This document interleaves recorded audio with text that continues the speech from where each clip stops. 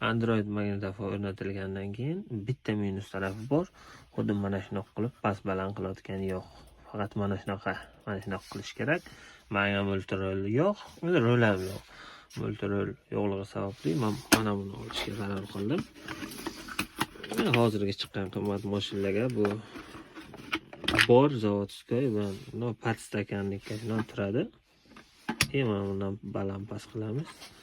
Buni podключенияsi juda ham oson. Plus minus K1 hozir ko'rsataman ham.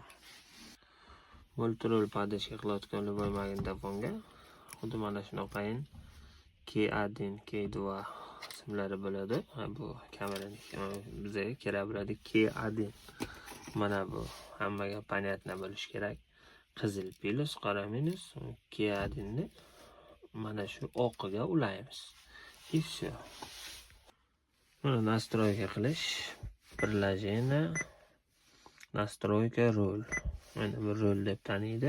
Endi mana bu ikkita qo'l kerak bo'ladi, faqat o'tqarayotgan bizga mana bosib turamiz.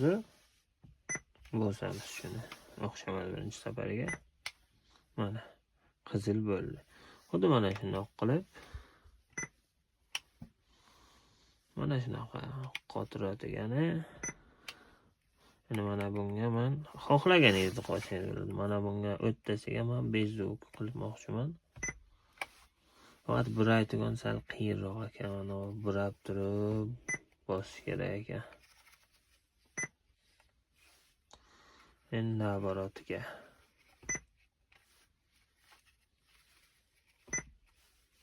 Mana shunaqa.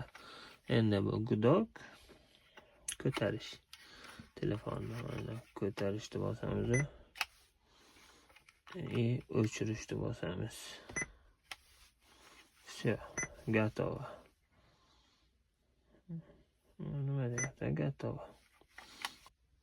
Mana bolnisda o'rnatilgandan keyin ko'rinishi mana shunaqa bo'ladi. Mana shunaqa past baland mana o't qaradi. YouTube'ga promo ishlaydi mana. Ko'rinishi ham chotki. Просто past stakanlikka qo'yilgan.